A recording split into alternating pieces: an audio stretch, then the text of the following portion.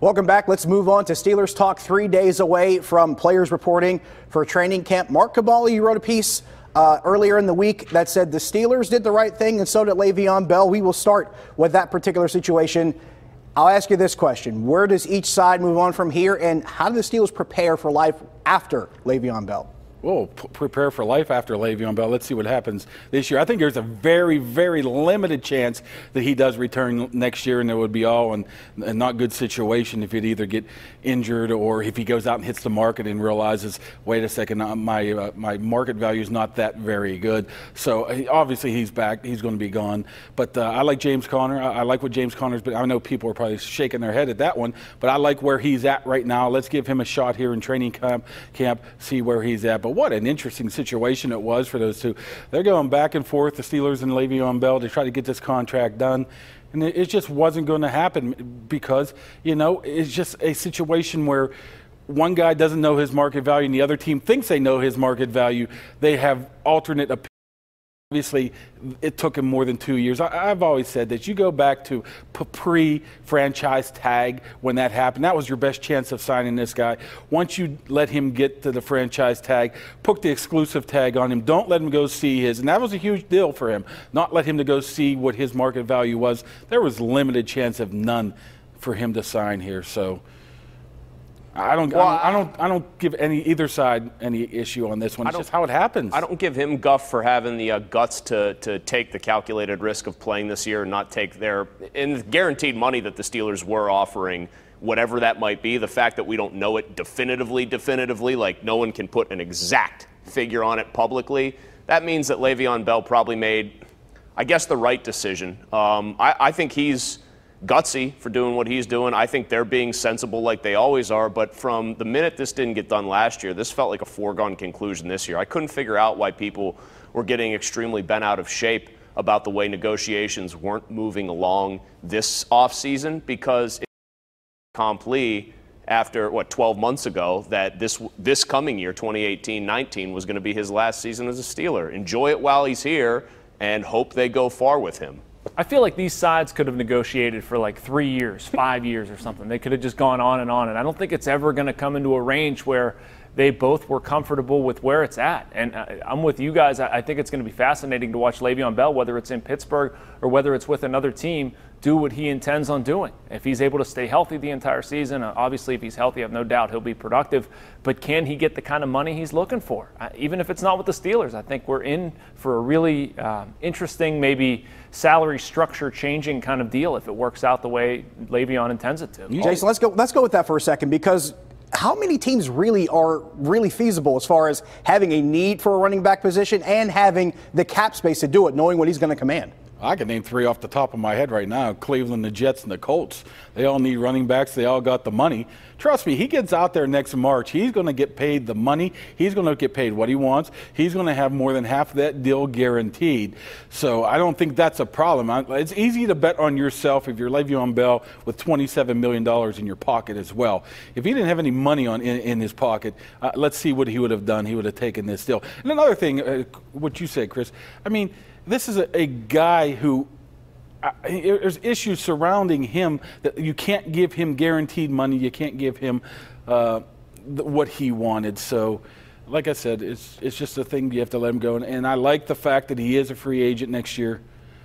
Give me a team full of free agents hitting free agency. You get a bunch of teams that are ready to, or a bunch of players are ready to win. Yeah, I don't buy into the idea to that point that because he's gonna, get 13 games into the season, suddenly make business decisions about not taking on contact. I think this guy's going to try to produce, and I think for him, durability is part of the appeal in the open market. He's going to prove he can be durable, or try to at the very least. I think Buffalo's another team that might have significant interest in him, and yes, I'm thinking of the Buffalo theme sounder from the show as I say that. But the other thing with this whole situation, since we started off mentioning James Conner, I got to disagree, Mark. I would love, because of the story, because he's a good kid, he's an easy guy to root for obvious reasons. I would love to say that I believe James Conner can kind of supplant Le'Veon Bell and do, just be productive. I'm worried about him being able to stay healthy. The guy has had a couple of significant injuries now in the last couple of years, to say nothing of battling and beating cancer. I'm worried about durability. Connor shows explosiveness when he's in the game, but can you count on him for 16 weeks? I don't know. That's the one issue he has to do. But I think what he learned after he tore that MCL in December is how to get his body in NFL shape, running back shape. He looks different. He's definitely lean. He looks like an NFL running back right now. He's fast. He's quick. His hands are a lot better. His blocking, we'll find that out in the next month. So I think he's going to have a legitimate shot to be able to replace him next year, in my opinion. And this is coming from a guy that thought that pick was terrible. I didn't like that pick at all last year because I thought it was just a waste of pick. He didn't fit what they wanted to do. I think it's a lot better right now. Let's see what he can do in this month. But you're absolutely right. If he has to stay healthy. I mean, there's a list load of injuries that's followed him around, and there was like 3 of them last year. Just not Fitz Toussaint, please. I don't know, a couple of the rookies, James Conner, anybody. I think Conner's perfectly capable of handling the load. I read somewhere, heard somewhere that the biggest transition is made between year 1 and year 2. I know Mark can speak to the ins and outs of the NFL transition a lot more, but we see it a lot in hockey, in the sport that I cover. That transition is obviously and just repeatedly huge. I'm curious to see how James Conner sort of thinks the game differently this season. Wasn't it tough too, though, when you don't, Jason, to that point, have as very many reps at all? Le'Veon Bell stayed healthy all last year, and they were very obviously going to give him the ball as much as they possibly could. So I think, and it's not, I guess my point is it's not going to be different this year. They're going to try to give Le'Veon Bell the ball as much as they can give it to him this year. Where does James Conner regularly enough and in kind of sequence enough to actually make a splash? That's another question for me. I think you can see that in the 5 weeks in training camp and preseason where he's just going to be the workhorse. That's preseason, but I think you'll be able to get a good feel on if he can be a starter at the next level through this training camps. Get healthy. He's going to get a ton of carries. He's going to get a ton of reps. You can get a feel where you want to go next year by this next 5 weeks for James Conner, in my opinion. And he's not the only young running back on that depth chart. You also have the rookie Jalen Samuels, who's kind of a do-everything kind of guy. So it does open up the window with maybe this younger group moving into or transitioning into maybe a running back by committee approach, but it's something that's going to be a long way off for us to figure it out. But for now, let's go around the horn for this week's Smooth Moves, brought to you by Pittsburgh's largest supplier of the smoothest granite, marble, and quartz countertops, Armina Stone. Chris Mueller, we'll start with you. Francesco Molinari at the Open Championship. That's what it's called, the Open Championship, not that other name. Is that like the British Open? The Open Championship. No bogeys on a brutally windy day at Carnoustie, just nails with a ton of gut check par putts, and then he closed the show in style. Just a spectacular performance by him.